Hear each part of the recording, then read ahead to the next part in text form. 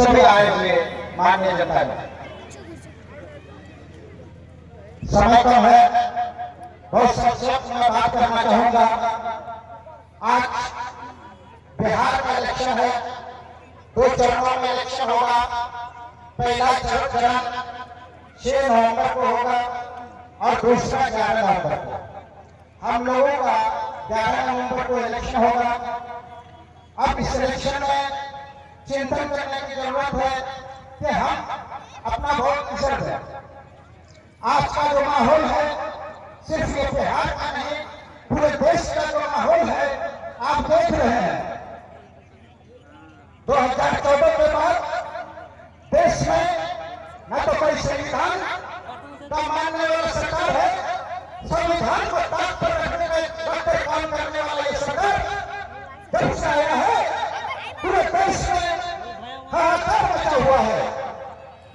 सैकड़ों लोग लिंचिंग हुए, जगह जगह पर लोगों को पकड़ा जाता है और उसको पुलिस में मार दिया जाता है।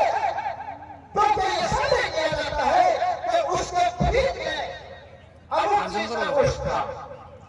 घरों में लोग जाते हैं और घरों में जाकर आपके घर को फ्रिज को चेक करते हैं, आपके हांडी को चेक करते हैं और आप पर इल्जाम लगाकर आपकी हत्या कर दी जाती है, मौत लिंचिंग कर दिया जाता है। ये 2014 के बाद ये चलन चला है और ये चलन कब चला? ये 2014 में जब भाजपा की सरकार आई। दोस्तों मैं एक बात कहना चाहूंगा, इससे पहले भी अटल बिहारी वाजपेयी की सरकार एक बार बनी थी। उस समय कुछ लोग ये कहा करते थे कि ये सरकार, कोई भी सरकार आएगी तो क्या करेगी, उसको संविधान से चलना पड़ेगा। कोई भी सरकार आ जाए, भाजपा आएगी तो क्या करेगी। लेकिन देश के जो सेकुलर लोग थे वो भूल गए इस बात को, क्योंकि जो अटल बिहारी वाजपेयी के समय में जो सरकार थी वो गठबंधन की सरकार थी। उस वक्त भाजपा पूर्ण बहुमत में नहीं था और जब 2014 में वो पूर्ण बहुमत में आया तो अपना रंग दिखाना शुरू कर दिया। उन्होंने न केवल एक विशेष समुदाय को टारगेट किया, बल्कि उन्होंने जो है पूरे देश में ईडी और सीबीआई का भी इस्तेमाल करना शुरू कर दिया। उस 2014 से पहले ईडी और सीबीआई एक ऐसी संस्था हुआ करती थी जो संस्था थी, वो अपना इंडिपेंडेंट काम करती थी। लेकिन 2014 के बाद भाजपा सरकार ने, नरेंद्र मोदी की सरकार ने उसको अपना गुलाम बना लिया और जब चला इस्तेमाल करने लगा। और लोग, देश के लोग जितने नेता हैं सभी खड़े हुए हैं। आप देखिए सर्वे करके जितने भी ईडी और सीबीआई के केस को फंसाए गए हैं वो सारे करीब 98% विपक्ष के नेता और उस पर चार्ज भी साबित नहीं होता है। कोर्ट में जाता है, ज्यादातर लोग बड़ी हो जाता है, लेकिन सब पर उसको जेल में सजा दिया जाता है। इसका सीबीआई तक अभी तक आपका इस्तेमाल हो रहा था, लेकिन आज के डेट में क्या हुआ? अभी इलेक्शन कमीशन का भी इस्तेमाल शुरू हो गया। आपने देखा बिहार में शायद जब विशेष पुनरीक्षण मतदाता सूची का विशेष पुनरीक्षण हुआ, उसमें क्या हुआ? उसमें पूरे बिहार में 11 सूची आपको नागरिकता साबित करने के लिए, आपको ये साबित करने के लिए कि आप यहाँ के व्यक्ति हैं, इसको साबित करने के लिए 11 कागजात दिए गए, 11 कागजात। और उस 11 कागजात में से किसी के पास भी, ज्यादातर लोगों के पास 95% लोगों के पास वो कागजात घर में मौजूद नहीं, और कह रहा है कि साबित करो अन्यथा तुम इस देश के नहीं हो। ऐसे हालात में हाहाकार मच गया। उसमें से एक ही ऐसा सर्टिफिकेट था जो सर्टिफिकेट लोग बना सकते थे, और वो सर्टिफिकेट था आवासीय प्रमाण पत्र। आवासीय प्रमाण पत्र लोग बनाना शुरू किए, डर से हाहाकार मच गया। लोग हजारों की संख्या में, हजारों की संख्या में अंचल कार्यालय का चक्कर काटने लगे। तो हमारे यहाँ सरकार थी, इस सरकार में जो मंत्री हैं सम्राट चौधरी, उन्होंने ऐलान किया कि ये तो गलत सर्टिफिकेट बन रहा है, और खास करके सीमांचल क्षेत्र के लिए कहा कि इतने सर्टिफिकेट आवासीय कैसे बने।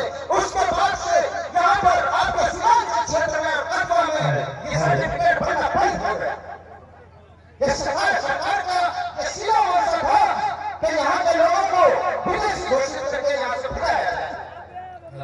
और उसके बाद क्या हुआ, उसके बाद राहुल गांधी ने एक मुहिम छेड़ी, और उस मुहिम के अंतर्गत वो पूरे बिहार का भ्रमण किया, और उसके साथ तेजस्वी जी भी गए। महागठबंधन की जो पार्टियां थी वो मिलकर इस मुहिम के इस कार्रवाई के खिलाफ जो पूरे बिहार में भ्रमण किया और लोगों को सचेत किया सरकार के खिलाफ, और इसी के खिलाफ ये लड़ाई लड़ी। और ये लड़ाई सिर्फ यहाँ तक नहीं गई बल्कि ये सुप्रीम कोर्ट को जाना पड़ा, और सुप्रीम कोर्ट ने तब आदेश किया कि 2003 में जो वोटर लिस्ट है उसमें जिसका नाम है उस व्यक्ति को यहाँ का नागरिक माना जाए। और 2003 में जब वो आपको मान्यता दी गई तब कुछ राहत मिली। ये किसके वजह से मिला? ये आपके महागठबंधन का विरोध करने से और सुप्रीम कोर्ट तक का दरवाजा खटखटाने की वजह से मिला। मैं पूछना चाहता हूँ यहाँ की नीतीश सरकार से और एनडीए की सरकार से कि हजारों की संख्या में लोग चक्कर कर रहे थे, घबराए हुए थे, मैं कैसे बचूंगा, मेरा कैसे नाम बचेगा, मैं कैसे स्ट्रेस का अपने आप को शामिल करूंगा। जब वो अंजल करने लेकर चक्कर लगा रहे थे, जब वो पढ़ने का चक्कर लगा रहे थे, आपने उसकी सुनी?